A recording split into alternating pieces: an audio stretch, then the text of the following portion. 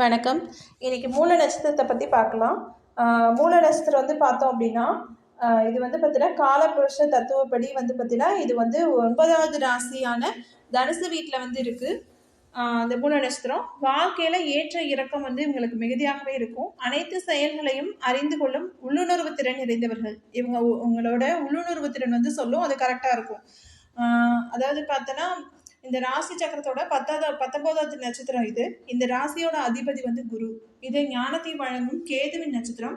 இது வடிவம் வந்து அங்குசம், அதாவது சிங்கத்தோட வால், யானையின் துதிக்கை போல இருக்கும். இந்த நட்சத்திரம் குருத்து போல இருப்பதால் இதன் தமிழ் பெயர் வந்து குருது அப்படின்னு சொல்லுவாங்க. இதனோட இருப்பிடம் வந்து குதிரை லாயம். அதிதேவதை வந்து அசுர தேவதைகள். இந்த நட்சத்திரத்தில் அவதரித்தவர் வந்து ஆஞ்சநேயர் மூல நட்சத்திரத்தில் அவதரிச்சிருக்காரு. அடுத்து மூல நட்சத்திரத்தின் பொதுவான குணங்கள் அப்படின்னு சொல்லி பார்க்கும்போது, எதையும் எளிதில் புரிந்து கொள்ளும் தன்மை, ஆர்வம், அறிவு, தெளிவு உங்களுக்கு இருக்கும். அடக்கம், அன்பு செலுத்துதல், புகழ் விரும்பாமை. புகழை வந்து அவங்க விரும்ப மாட்டாங்க, ஆனால் புகழ் பெற்றுவாங்க. புகழை விரும்ப மாட்டாங்க. பேராசையற்ற ஒரு மனப்பண்பு இருக்கும். எல்லாத்துட்டையும் சகஜமாக பழகுவாங்க, அதான் அவங்களுடைய சிறப்பு குணம். மிகவும் சாமானிய சூழ்நிலையில வந்து இருந்து ஏராளமான இடைவெளிகளை சமாளித்து நிலையான முன்னேறுவார்கள். உழைக்கலாம், ஆனால் உழைப்பே வாழ்க்கையாக இருக்கக்கூடாது என்ற எண்ணம் உடையவர்கள். அதாவது உழைப்பாங்க, ஆனால் அதுவே வாழ்க்கையாக இருக்கக்கூடாதுன்னு நினைப்பாங்க. அடுத்து இரவில் வேலை செய்து பகலில் உறங்குவார்கள். இவங்க நைட்டில் தான் அவங்களுக்கு வந்து நல்லா வேலை செய்வாங்க. அடுத்து கிடைத்த வேலையை செய்து இருப்பதை உண்டு படுத்த இடத்தில் நிம்மதியாக தூங்கட்டும் அப்படின்னு சொல்லி நினைப்பாங்க. அதே சமயத்தில் நேர்மை, நியாயம் வந்து இருக்கும் உங்ககிட்ட.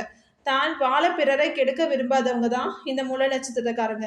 அமானுஷ்ய சக்தி நிறைந்தவர்கள். உள்ளுணர்வால் அனைவருடைய எதிர்கால பலனையும் கூறுவார்கள். இவரை சூழ்ந்து 10 பேர் இருப்பாங்க. அரசியலிலும் இவர்களுக்கு அதிர்ஷ்டம், பொதுஜன ஆதரவு வந்து இவங்களுக்கு இருக்கும்.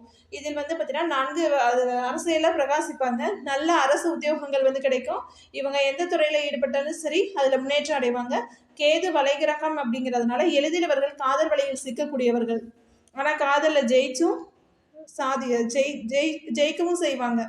காதல் மட்டும் பண்ண மாட்டாங்க, அதில் ஜெயிக்கக்கூடியவங்க சக்ஸஸ் ஆயிரும். உங்களுக்கு வாழ்க்கையில் ஏற்ற இறக்கம் மிகுதியாக இருக்கும். இவங்களுக்கு குடும்ப வாழ்க்கையில் நிம்மதி இருக்காது. மேலும் குடும்ப வாழ்க்கை சுகம் தராது தான். ஆண் மூலம் அரசாலும், பெண் மூலம் நிர்மூலம் அப்படின்னு சொல்லிட்டு சொல்லுவாங்க. அதாவது மாமனாருக்கு ஆகாது அப்படிங்கிற மூல நட்சத்திர பெண்ணை மாமனார் இல்லாத வீட்டில் தான் மனம் முடிக்க வேண்டும் என்று வந்து சொல்லப்படுது. இந்த மூல நட்சத்திரம் பற்றிய பல விமர்சனங்கள் வந்து இருக்கு. அது மட்டுமா, இது போன்ற நட்சத்திரம் வந்து தோஷம் வந்து ஆண்களுக்கு வந்து இல்லை அப்படிங்கிறதுனால எந்த போதிலும் சமீப காலமாக மூல நட்சத்திர ஆண்களும் பாதிக்கப்படவே வந்து செய்கிறாங்க. பல பெற்றோர்கள் இதை விடாப்பிடியாக பிடித்து கொண்டு தமது பிள்ளைகளின் வாழ்க்கையை கேள்விக்குறியாக்குறாங்க. இந்த மாதிரி நினச்சிக்கிறாங்க. பெற்றோர்களே வந்து இது மாதிரி நினைக்கிறாங்க. இந்த பழமொழி ஆதாரம் வைத்து பல மூல நட்சத்திர பெண்களை திருமணம் செய்ய பயப்படுறாங்க. மூலத்து பெண்களால் மாமனாருக்கு கண்டம் ஏற்படும் என்ற நம்பிக்கை சமூகத்தில் ஆழமாக வந்து பதிந்துள்ளது. அதனால தவிர்க்கிறாங்க. இந்த நட்சத்திரக்கார பெண்களை வந்து தவிர்க்கிறாங்க. பெண் கிடைக்காத காலத்தில் இந்த மாதிரிலாம் தவிர்க்க வந்து கூடாது. அது வந்து முன்னாடி ஏதோ ஒரு இதில் சொல்லியிருப்பாங்க, அது இந்த மாதிரிலாம் செய்யக்கூடாது. உண்மையில் மூல நட்சத்திரம் வந்து தோஷமா இல்லையா, மூலத்து பெண் மாமனாருக்கு ஆகாது என்றும் இல்லை, அதெல்லாம் ஒன்றும் சொல்ல முடியாது. ஏன்னா அது வந்து பார்த்தீங்கன்னா அவங்க எல்லாத்துக்கிட்டையும் கேர் பண்ணி நல்லா தான் பார்த்துக்கிறாங்க. எனக்கு தெரிஞ்ச வரைக்கும் மூல நட்சத்திர பெண்கள் நல்லா தான் இருக்காங்க. அடுத்து சொல்வதே அந்த மாதிரி சொல்றதெல்லாம் விடுத்துட்டு இது உள்ள கருத்தை மற்றொரு கட்டுரையில் வந்து நல்லா ஆய்வு செய்யலாம். அடுத்து கல்வி அப்படிங்கிறது பார்த்தோம் அப்படின்னா, மிக இளம் வயதிலே வந்து சுக்கிரதசா வந்து விடுவதால் பலருக்கு கல்வியில் தடை அல்லது கல்வியில் நாட்டம் வந்து குறைவாக தான் இருக்கும். சுக்கிரதசை வந்துச்சுனாவே குட்டி சுக்கிரன் வந்து ஆகாது. அதனால வந்து பார்த்தீங்கன்னா அவங்களுக்கு கல்வியில் வந்து தடை தான் இருக்கும். படிக்க வைப்பாங்க, இருந்தாலும் வந்து பார்த்தீங்கன்னா மந்தமாக தான் படிப்பாங்க, அவ்வளோ பிரகாசமெல்லாம் படிக்க மாட்டாங்க. அடுத்து சட்டம், நீதித்துறை, கல்வித்துறை, ஆசிரியர், பொருளாதாரம், அறிவியல் சார்ந்த அனைத்து துறை படிப்புகளையும் இவங்க வந்து படிக்கலாம். தொழில் அப்படின்னு சொல்லி பார்க்கும்போது சொந்த தொழில் செய்யவே தான் அவங்க விரும்புவாங்க. ஆனால் மற்றவரிடம் வேலை செய்யும் அமைப்பே உண்டாகும். முதலாளிகளுக்கு பல ஆலோசனைகளையும் பணம் சம்பாதிக்கும் வழிமுறைகளையும் கூறுவாங்க. அதனால் முதலாளிகளால் மிகவும் விரும்பப்படுவாங்க. தனியார் நிறுவனங்களில் வேலை செய்யும்பவர்கள் அடிக்கடி வேலையை மாற்றும் இயல்பினர். சம்பள உயர்வே இவர்களது நோக்கம். இவர்கள் இருக்கும் இடத்திற்கு கூட்டம் அதிகம் வரும். வாக்கு சொல்லுதல், குறி சொல்லுதல், மத போதனை செய்தல், சமூக சீர்திருத்தம் செய்தல் போன்ற பணியில் தமக்கேற்று தனி முத்திர பதிக்கிறாங்க. அறிவை தூண்டும் தொழிலாளர்களான ஆசிரியர்கள், கல்லூரி பேராசிரியர்கள், தத்துவ பேராசிரியர்கள், மேலாளர்கள், மத போதகர்கள், அர்ச்சகர்கள், தத்துவ மேதைகள், மந்திரி, கௌரவமான தொழில், நீதிபதிகள், அரசு துறை, நீதித்துறை, வங்கி அதிகாரிகள், ஆலோசகர் பதவி, எழுத்துத்துறை, ஜோதிடம், பேச்சு தொழில், தரகர்கள், கமிஷன் முகவர்கள், டிராவல்ஸ் ஏஜென்ட்டுகள், நுண்ணிய சாஸ்திர ஆராய்ச்சியாளர்கள், தர்ம ஸ்தாபனங்கள், கோவில் நிர்வாகம், ஊர் தலைமை போன்றவற்றில் கௌரவ பதவி விதிப்பாங்க. அரசியலில் ஈடுபாடும் உண்டு. அடுத்து தனம், வாக்கு, குடும்பஸ்தானம்னு பார்க்கும்போது ஆரம்பகால வாழ்க்கையில வறுமையாகவும் 50 வயதுக்கு மேல் திடீர் தனலாபமும் அடைவாங்க. திருமண வாழ்க்கையில உண்மையான ஒரு அன்பை அனுபவிக்க முடியாமல் ஏமாற்றம் அடைகிறார்கள். இவங்க திருமணத்திற்கு வரன் தேடிய திருமணத்தில் வெறுப்பை ஏற்படுத்தும். திருமணம் நடந்த பிறகு குடும்ப பிரச்சனைகளுக்காக பஞ்சாயத்திற்கு நடந்தே வாழ்க்கை முடிந்துவிடும். அந்த மாதிரி தான் இருக்கும். இந்த அமைப்பு பல கணவர் மனைவியை விரோதியாகவே வாழ வைக்கிறது. பல சுக்கிரனின் பலவீனத்தால் வாழ்க்கையில பிரச்சனைகளை சந்திக்கிறாங்க. சிலருக்கு எத்தனை திருமணம் செய்தாலும் திருமணத்தில் நிம்மதி இல்லாத நிலை இருக்கும். சிலருக்கு முதல் திருமணம் மாறுபட்டதாக அமைந்தாலும் 2வது திருமணம் நல்ல நிம்மதியை தருது. அடுத்து தசா பலன் பார்க்கும்போது கேது தசா ஜென்மதாரையின் தசை. இந்த வருஷம் 7 வருஷம் 7 ஆண்டுகள் 7 வருஷம் இருக்கும். அடுத்து தாய் தந்தை மிகவும் அடிமைத்தனமான வேலை செய்யும் நிலை, குறைந்த ஊதியம் பெறுதல் போன்ற நிலை ஏற்படும். அடுத்தது தொழில் நடத்தும் போது தொழிலில் எட்ட முடியாத பிரம்மாண்ட வளர்ச்சியை கொடுத்து மீள முடியாத திடீர் வீழ்ச்சி இழப்பையும் தரும். இவர்கள் சரியான பெயரை அமைத்து கொள்ள வேண்டும். அடுத்து சுக்கிரதசா காலத்தில் 2வது வருடம் தான் சுக்கிரதசா. இது தரையின் தசை. இந்த தசா வருடம் 20 வருஷம். இளம் பருவத்தில் நன்றாக படிக்காமல் தவறான நபர்களால் வாழ்க்கை இழக்கிறார்கள். திருமணமான சிலர் ஏன் திருமணம் நடந்தது என்று வருந்தும் வகையில் தான் வாழ்க்கை இருக்கும். கருத்து வேறுபாடு மற்றும் கடும் பகையாகி நீதிமன்ற படியேறியவர்கள் அதிகம். வெகு சிலர் குடும்பம், குழந்தைகள் மான மரியாதை கஞ்சி அனுசரித்து வாழ்கிறார்கள். வெகு சில தம்பதிகள் விதிவிலக்காக கருத்து வேறுபாடு இன்றி தொழில் நிமித்தம் அல்லது வேறு ஏதேனும் காரணத்தால் வாழ்நாளில் பெரும் பகுதியில் பிரிந்தே வாழ்கிறார்கள். அதனால் தான் ஆன்மீக எண்ணத்தை கொடுக்கும் கேது திசை முன்னால் ஆடம்பரத்தை கொடுக்கும் சுக்கிர திசை பின்னால் வருகிறது.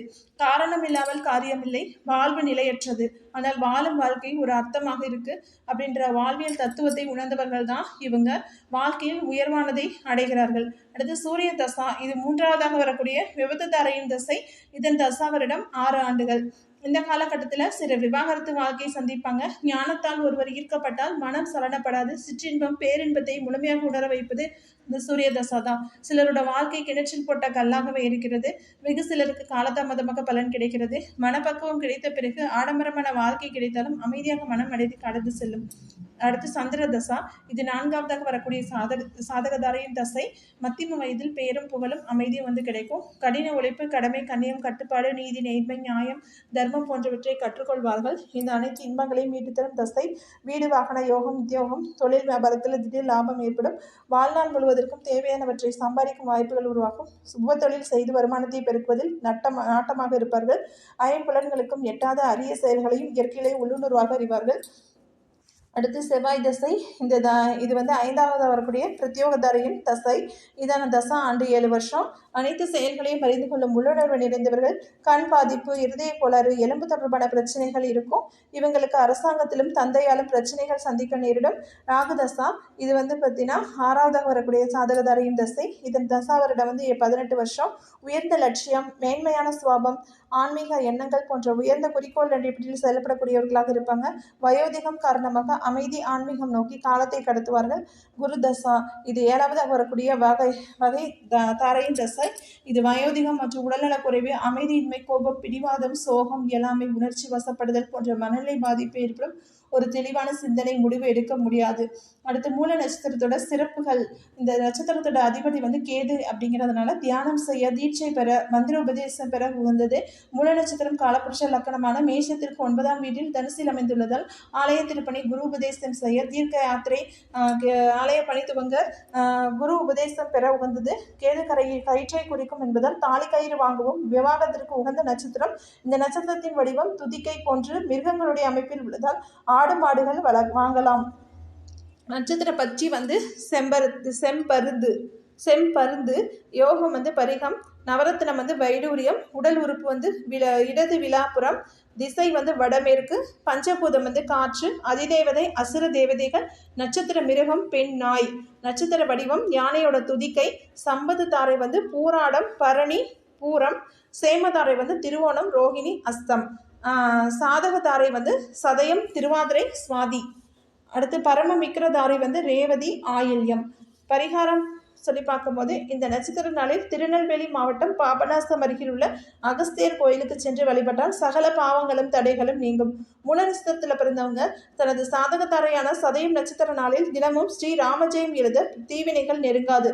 தினமும் ஸ்ரீ ராமரை வழிபடுவதும் விலங்குகளுக்கு உணவிடுவதாலும் அதீத நன்மைகளை பெற முடியும். நன்றி, வணக்கம்.